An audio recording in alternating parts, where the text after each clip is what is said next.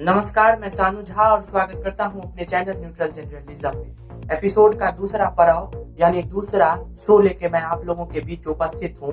ये मुद्दे खास विचार विभाग का दूसरा एपिसोड है और मैं आप लोगों से गुजारिश करना चाहूंगा कि आज जो मुद्दों को लेकर के आज जिन मुद्दों पे मैं पहल करने जा रहा हूं, इसे जरा मुस्तैदी से सुनिएगा और इस कार्यक्रम को अधिकांश लोगों के पास शेयर कीजिएगा। अगर फेसबुक पे अगर आप इस कार्यक्रम को देख रहे हैं तो पार्ट 1 कार्यक्रम को देखने के लिए इस वीडियो पे टैप करें और स्वैप अप करें। और अगर YouTube पे देख रहे हैं पार्ट 1 वीडियो अगर आपको देखना है, समझना है कि हैदराबाद को चुनाव को क्यों इतना सेंसिटिव बनाया गया, क्यों इसे देश स्तर का तो ये चुनाव था ही, और क्यों इसे इतना प्रमुखता से मीडिया ने इसे कवरेज किया, तो इसके लिए आपको डिस्क्रिप्शन में इसका लिंक मिल जाएगा और ऊपर के आई बटन में भी इसका लिंक मिल जाएगा। साथ ही साथ वीडियो के इंड स्क्रीन में भी इसका लिंक आप लोगों को मिल जाएगा। मैंने आप लोगों को समझाया था कि ये हैदराबाद का छोटा सा निकाय चुनाव कैसे ये देश के नंबर 1 चुनावों में से एक हो गया, इसका क्या कारण था, क्यों बीजेपी इस पे सबसे ज्यादा पहल करना शुरू कर दी, ये मैंने आप लोगों को वीडियो के पार्ट 1 में बखूबी बहुत ही अच्छी तरह से समझा दिया और आप लोगों को समझ में भी आया होगा। आज हम परिणाम को लेकर के आप लोगों के समक्ष उपस्थित हैं। जी हाँ, कल मैंने वीडियो इसलिए नहीं बनाया क्योंकि मैं देख रहा था कि इस बार इस चुनाव में किसकी सरकार बनेगी, किसकी सरकार का मतलब किसका मेयर बनेगा। हालांकि अमित शाह का कहना था कि अगर हमारी पार्टी अगर जीतती है तो इस बार हमारी पार्टी जीतेगी और मेयर भी हमारी पार्टी के बनेंगे, लेकिन इस मंसूबे पे पानी फेर दिया गया। 48 सीटों पर बीजेपी का दबदबा रहा, 55 सीटों पर टीआरएस सिमट कर रह गई और 44 सीटों से आगे बढ़ती हुई एआईएमआईएम यानी असदुद्दीन ओवैसी के पार्टी 44 सीटें मिली। असदुद्दीन ओवैसी का यह पार्टी है। 150 वार्ड पे चुनाव होने को था, जिनमें से 14,44,260 मतदाताएं इस जगह पे थी, जिनमें से टीआरएस ने 150, बीजेपी ने 149, कांग्रेस ने 146 और एआईएमआईएम ने 51 उम्मीदवारों को उतारा था। उसके बाद टीडीपी ने 106। इन सारे उम्मीदवारों को मतदान होने के बाद कल इन सारे उम्मीदवारों का कल नसीब का फैसला हो गया। कई उम्मीदवार हारे तो कई उम्मीदवार जीते भी अपने अपने पार्टी को लेकर के।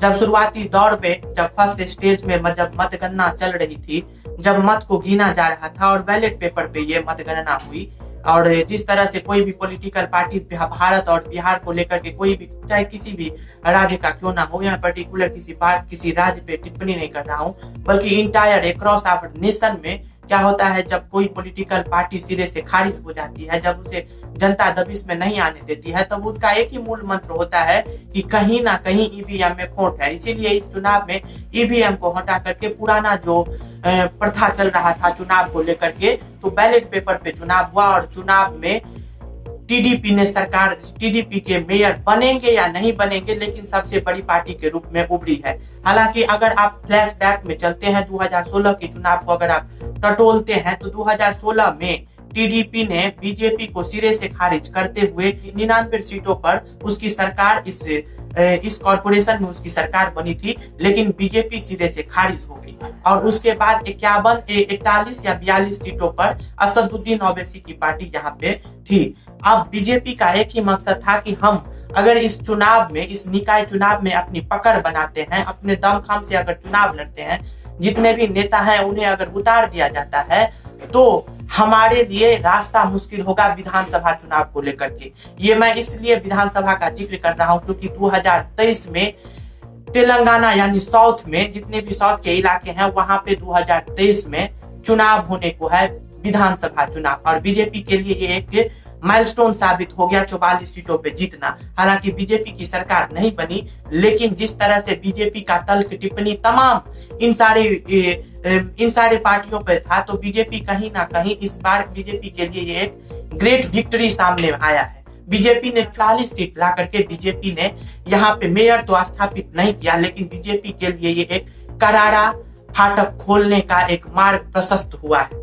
अब मैंने बताया कि ये मार्ग प्रशस्त होने का एक ही काम कि विधानसभा चुनाव में अपने आप को हाजिरी देना, दस्तक देना, ये बीजेपी का मूल मंत्र रहा इस चुनाव को लेकर के। बीजेपी ने इस चुनाव को जिस तरह से सेंसिटिव बनाया, देश में इस चुनाव को लेकर के एक पैनी निगाह थी मीडिया की। और कल असदुद्दीन ओवैसी जब जीत प्राप्त कर लिए तो मीडिया से बातचीत करते हुए मीडिया की भी उन्होंने चुटकियां ली, और साथ ही साथ बीजेपी ने 12 गुना सीटों पर अपना दबिश बनाया। उस बार 4, 2016 में 4 और अब 12 से गुना कर दीजिए तो 48 सीटों पे बीजेपी का पकड़ इस बार रहा।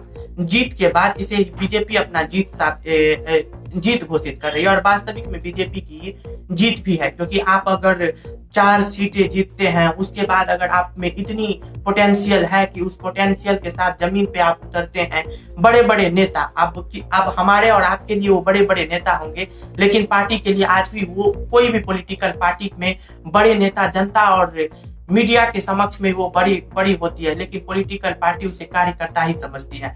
तो जितने भी बड़े बड़े नेता थे, सारे नेताओं को जमीन पे उतार दिया गया और सारे नेताओं ने अपना बयानबाजी प्रस्तुत किया। हालांकि तेजस्वी सूर्या ने हमारे दुश्मन देश के साथ इसे असदुद्दीन ओवैसी का फेस भी बता दिया कि ये असदुद्दीन ओवैसी का जो फेस है वो मोहम्मद अली जिन्ना के फेस से पूरा हूबहू मिलता है, तो उसे हमें बाइकआउट करना चाहिए। इस तरह की गैर जिम्मेदाराना हरकत भी किया गया। उसके बाद सर्जिकल स्ट्राइक की भी बात की गई, सर्जिकल स्ट्राइक के बारे में भी बात किया गया था, और असदुद्दीन ओवैसी ने उस पर ट्वीट करते हुए कहा कि अगर सर्जिकल स्ट्राइक करना है तो चीन पे जाकर के स्ट्राइक कीजिए। तो परिणाम जो आया वो TRS को 55, असदुद्दीन ओवैसी के पार्टी को 44 और बीजेपी को 48 सीटें मिल करके, और कांग्रेस 2 सीटों पर लटकी रह गई, 2 सीटों पर सिमट करके रह गई। जब पूछा गया कांग्रेस के प्रवक्ताओं से कि आप लोगों ने प्रचार प्रसार क्यों नहीं किया, तो उन्होंने कहा कि हमें अपने लोकल नेताओं पे भरोसा है, मुझे बड़े बड़े शीर्ष पर काबिज नेताओं को उतारने की कोई जरूरत नहीं है, इसीलिए सोए होने के कारण आज कांग्रेस की यह खस्ता हालत हो गई और 2 सीटों पे कांग्रेस सिमट कर रह गई। एक सीट 151 सीटों पे चुनाव होने को था, और एक सीट पर अभी नॉमिनेशन, एक सीट पर जो है अभी मतगणना को रोक दिया गया है, उच्च न्यायालय ने इसे रोक दिया है। और जीत के बाद योगी आदित्यनाथ जी का ट्वीट था कि भाग्यनगर का भाग्योदय प्रारंभ हो गया। ये भाग्यनगर क्या है?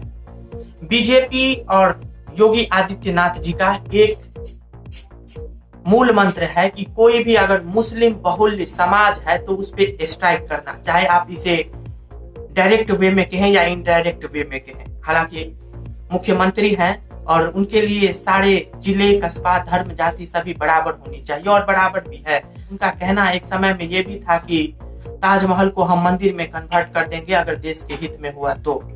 ये किस तरह से देश के हित में है, ये हम और आप बखूबी जानते हैं कि ताजमहल को मंदिर में कन्वर्ट कर देना, तो यही कन्वर्जन का यहाँ पे बात सिलसिला है। यानी भाग्यनगर यानी हैदराबाद, अगर फैजाबाद को हम अयोध्या में कन्वर्ट कर सकते हैं तो भाग्यनगर को हम तो हैदराबाद को हम भाग्यनगर में क्यों नहीं कन्वर्ट कर सकते हैं। ये सीएम योगी आदित्यनाथ जी का कहना है, जो बड़ी ही मुखरता से इन सारी बातों को बड़ी ही बेबाकी से मीडिया के सामने में रखते आते हैं। तो मेरा एक ही मकसद था इस वीडियो को लेकर के कि मैं आंकड़े के साथ आऊं, फैक्ट के साथ आऊं, क्यों बीजेपी ने दमखम से इस चुनाव को लड़ा। और कहा जाता, और उसी समय में जब कांग्रेस के प्रवक्ताओं से पूछा गया था तो हिंदी में कहावत है कि खिसियानी बिल्ली खंभा नोचे, तो खिसिया करके बोलने लगे कि हमें कोई बड़े नेताओं की जरूरत नहीं है, और इसीलिए इसका परिणाम मात्र। और कांग्रेस ने 146 सीटों पर चुनाव लड़ी, लेकिन उसे सीट कितना मिला? 2 सीटों पर सिमट कर रह जाने वाली यह बहुत ही दुर्भाग्यपूर्ण बात है कि हमारे देश की सबसे बड़ी और पुरानी पार्टी की इस तरह से खस्ता हालत। जो सुप्रीमो है राहुल गांधी, सोनिया गांधी और बड़े बड़े कद्दावर लीडरों के आपस में ही मतभेद चलते रहते हैं। हालांकि मैं ये नहीं कहता कि राहुल गांधी और सोनिया गांधी के बीच में मतभेद है, लेकिन कपिल सिब्बल, गुलाम नबी आजाद जैसे बड़े बड़े नेताओं ने हमेशा अपनी पार्टी को सुधारने के लिए सुधारने के लिए एक प्रस्ताव को रखा, लेकिन उस प्रस्ताव को सिरे से खारिज किया यही इसी पार्टी के बड़े बड़े नेताओं ने। वैसे आप लोगों को पता होगा, मैं इस पे भी एक एपिसोड लेके आऊंगा कि कांग्रेस की क्यों इस तरह से खस्ता हालत हो गया है। और तमाम जितने भी यहाँ पे राजस्थान चुनाव को ले लें या फिर किसी भी पार्टी के किसी भी राज्य के उपचुनाव को लेकर के ले लें, तो बीजेपी आगे बढ़ते हुए और कांग्रेस गार्थ में जाते हुए दिखाई पड़ रहा है। तो मैं एक बार और आपको सिलसिलेवार तरीके से बता दूं कि बीजेपी ने जो 48 सीटों पर अपना दबिश बनाया, मेयर नहीं बन पाई बीजेपी की। अमित शाह का सपना अधूरा रह गया, लेकिन मेहनत रंग लाई है, वो भी कल्पना से परे होकर के।